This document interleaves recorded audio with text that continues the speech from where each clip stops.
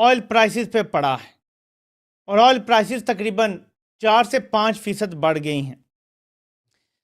सूरत हाल क्या है, मैं आपको उससे आगाह करता हूं। और पाकिस्तान कहां खड़ा होगा। हेडलाइंस आपने जानी है, आपको अपडेट करेंगे। ईरानी वजीर खारजा अब्बास इराक़ची ने कहा है कि इसराइल पर ईरान का हमला मुकम्मल हो गया। इसराइल ने मजीद जवाबी कार्रवाई की तो जवाब दिया जाएगा। ईरान की जानिब से इसराइल पर मिसाइल दागे जाने के बाद अक़वाम मुत्तहिदा के सेक्रेटरी जनरल एंटोनियो गुतेरेस का बयान भी सामने आ गया है। पहले लबनान पे एक फ़िज़ाई हमला किया गया है और उस हमले के अंदर बहुत तबाही फैलाई गई है और लबनान का काफ़ी नुकसान हुआ है। वहाँ पे हिजबुल्लाह के ऊपर अटैक किया गया, जबकि जो गज़ा है वहाँ पे हमास के ऊपर अटैक किया गया।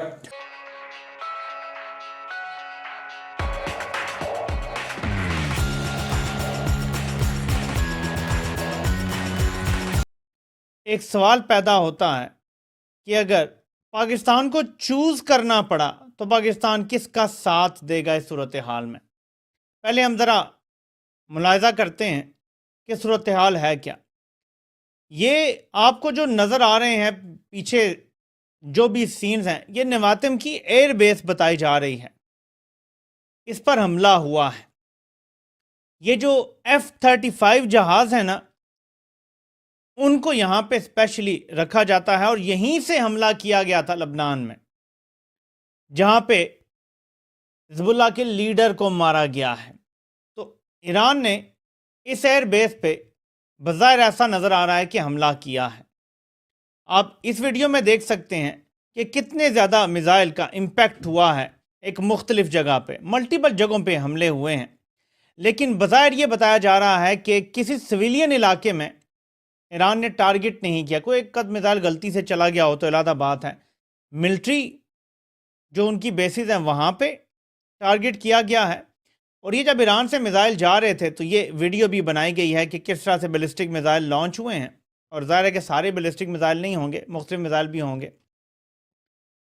ये एक तस्वीर सामने आई है, आपको दिखाता हूँ, क्योंकि इसके ऊपर फिर मैं अपनी आपको राय देता हूँ, तज्जिया भी देता हूँ, क्योंकि बहुत सारी थीरीज आ रही हैं कि ये कोई गैस की उनका ज़ख़ीरा था या कोई बिल्डिंग थी वो तबाह हो गई है। और ये जो इम्पैक्ट है, ये इम्पैक्ट नज़र आ रहा है। कुछ लोग कहते हैं जी कि पता नहीं एम्प्टी मिसाइल फेंके हैं या क्या है।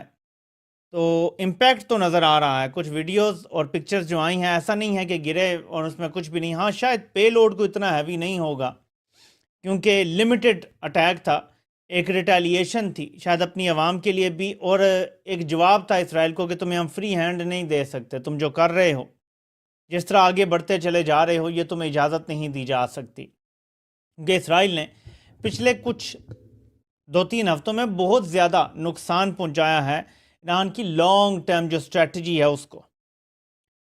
अब कुछ लोग ये कह रहे हैं कि ईरान ने ये जो किया है इसके बाद ईरान दोबारा हमला नहीं करेगा, बल्कि यहाँ तक रिपोर्ट किया जा रहा है जो कवर करते हैं इसराइल को, कि इसराइल ने अपने लोगों को कह दिया है कि अब आप जो शेल्टर हैं उनसे बाहर आ जाएं। क्योंकि जब ये हमला होने वाला था या जब ये स्टार्ट हुआ था तो फौरी तौर पर पूरे इसराइल में जो जितना भी मकबूजा इलाका है उस सब को कह दिया गया था कि तमाम सेटलर्स जो हैं वो शेल्टर्स में चले जाएं, जो इनकी हिफाजत के लिए, कि कोई अटैक होता है, मिसाइल अटैक होता है या कोई भी हमला तो उस हिफाजत के लिए बने हुए हैं। और आपको पता है कि पूरे इस मकबूजा इलाके को ऐसे ही डिज़ाइन किया गया, तो सब लोग शेल्टर्स में चले गए थे। अब ये कह दिया गया कि शेल्टर से बाहर आ जाएं। अब ये भी बताया जा रहा है कि इसराइल की एयर स्पेस भी फ़ौरन खोल दी गई है।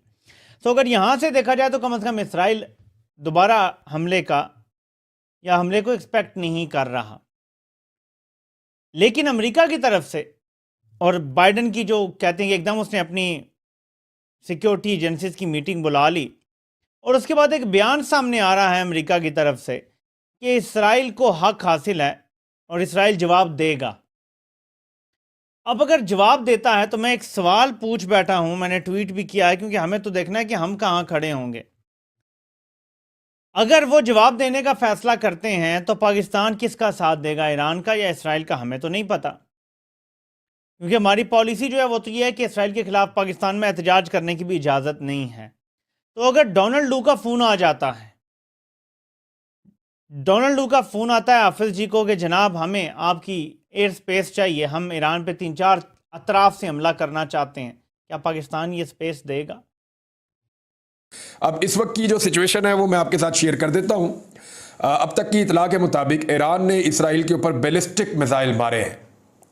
ये जो बैलिस्टिक मिसाइल ईरान ने इसराइल के ऊपर मारे हैं ये कुछ 400 के करीब बताए जा रहे हैं, कुछ मीडिया में 180 के करीब रिपोर्ट किए जा रहे हैं, कुछ मीडिया में 100 के करीब रिपोर्ट किए जा रहे हैं। लेकिन ये ईरान ही ऑफिशियली बताएगा कि ईरान ने कितने मिसाइल दागे हैं, जबकि इसराइल जो है वो बताएगा कि वहाँ पे कितने मिसाइल हिट किए हैं। इसराइल के पास जो है वो दुनिया का सबसे बेहतरीन उनका ये दावा है कि एयर डिफेंस सिस्टम मौजूद है, जिसको वो आयरन डूम के नाम से पुकारते हैं।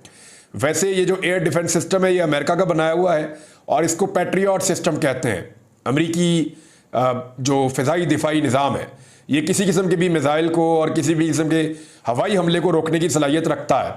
दुनिया में दो सबसे टॉप के जो एयर डिफेंस सिस्टम है उनमें से एक पैट्रियट है जो अमेरिकन है, जिसको इसराइल ने अपने पास लगाया हुआ है और इसराइल ने उसमें बहुत सारी मॉडिफिकेशन अपने हालात के हवाले से की हुई है। और इसराइल ने इसको नाम जो है वो एक आयरन डूम का नाम दिया हुआ है कि उनके ऊपर एक ऐसी छत बनी हुई है, एक ऐसा गुंबद बना हुआ है जो उनकी सिक्योरिटी करता है, और आयरन डूम के नाम से उन्होंने उस मिसाइल सिस्टम को नस्ब किया हुआ है। और ये कहा जाता है कि दुनिया में सबसे महफूज जो शहर है वो इसराइल के हैं, क्योंकि उन्होंने सबसे अच्छा फ़िज़ाई दिफाई निज़ाम जो है वो लगाया हुआ है, जिसको एंटी एयर डिफेंस सिस्टम कहते हैं। एयर डिफेंस सिस्टम जो है वो कैसे डिसीव हुआ, ये एक बड़ा सवाल है, क्योंकि हमने जो मनाजिर देखे हैं उनमें ईरानी मिसाइल आ रहे हैं, ये बैलिस्टिक मिसाइल्स हैं, और ये आकर बराह रास्त जो इसराइली सरजमीन है उसके साथ, जो इसराइल के पास मकबूजा इलाके हैं वहाँ पे आकर टकरा रहे हैं। तिल अल बैब में अटैक किया गया, दीगर जगहों पे अटैक किया गया। ईरान की जानिब से जो दावे सामने आए हैं और अब तक जो ज़मीन से मनाजिर नज़र आ रहे हैं उनके मुताबिक जो रिहायशी इलाके हैं वहाँ पे ये अटैक नहीं हुआ। ये अटैक ज़्यादातर जो फ़ौजी तनसीबात हैं इसराइल की उनको निशाना बनाया गया है। मुसाद का जो हेडक्वार्टर है उसके बारे में इत्तला आई कि उसको निशाना बनाया गया है। कुछ जो इसराइली तनसीबात हैं जैसा कि उनकी गैस की एक फील्ड है उसको निशाना बनाया गया है, गैस पाइपलाइन है उसको निशाना बनाया गया है। तो इसराइल की मईशत पे और इसराइल की जो सलाहियत है दिफाई उसके ऊपर हमला किया गया है। उनके जो हवाई अड्डे हैं जहाँ पे उनकी एयरफोर्स है इसराइल की, वहाँ पे ईरान ने बड़ा ज़बरदस्त अटैक किया है। तो ये बाकायदा मिसाइल गिर रहे थे इसराइल के अंदर। तो ये कैसे हो रहा था? इतने ज़बरदस्त एयर डिफेंस सिस्टम को ईरान ने कैसे नाकाम बनाया? एक तो मैं आपको बताता हूँ बैलिस्टिक मिसाइल होता क्या है। ये आम मिसाइल से थोड़ा सा डिफरेंट होता है। पाकिस्तान के पास भी है, इंडिया के पास भी है, दुनिया के सारे मुल्कों के पास है। ये जो बैलिस्टिक मिसाइल है ये 1930 से 1940 के बीच में, इस ड्यूरेशन में जर्मन नाजियों ने इसको बनाया था सबसे पहले, और दूसरी जंग अजीम में इसको सबसे पहले इस्तेमाल किया गया था। ये मिसाइल जो है ये बरतानिया पर भी गिरा हुआ है, बैलिस्टिक मिसाइल दूसरी जंग अजीम में। तो ये मिसाइल एक्चुअली काम ऐसे करता है कि ये ज़मीन से पहले फ़िज़ा में जाता है और ये ज़मीन के ऑर्बिट से बाहर निकलता है, यानी बहुत ज़्यादा हाइट पकड़ता है और फिर अपने टारगेट के ऊपर आकर गिरता है। तो क्योंकि ये ऐसे फ्लैट नीचे आता है सीधा, तो इसको रोकने के लिए जो एयर डिफेंस सिस्टम है उसको बड़ी मुश्किल पेश आती है। अभी तक जो हमने मनाजिर देखे हैं उसमें इक्का दुक्का ऐसे मिसाइल देखे हैं जो हवा में फट गए हैं। ज़्यादातर मिसाइल जो है वो ज़मीन पर आकर लगे हैं और उन्होंने अपने टारगेट्स को हिट किया है। दूसरा जो बैलिस्टिक मिसाइल होता है इसकी एक और खूबी ये है कि इस पर जब आप एक दफ़ा टारगेट लॉक कर लेते हैं तो फिर आप तब्दील नहीं कर सकते। इसको जब आपने छोड़ा है तो हर एक मिसाइल के अंदर अपना एक टारगेट होता है और ये फ्यूल के साथ उड़ता है, रॉकेट की तरह ऊपर जाता है, ऊपर से वापस आता है। तो क्योंकि ये फ्यूल के साथ उड़ता है, रॉकेट की तरह ऊपर जाता है और इसके अंदर पहले से फिक्स कर दिया जाता है, हर मिसाइल को पता होता है कि उसको कहाँ जाकर गिरना है। तो जब मिसाइल निकल गया तो उसके बाद आप उसकी लोकेशन को तब्दील नहीं कर सकते।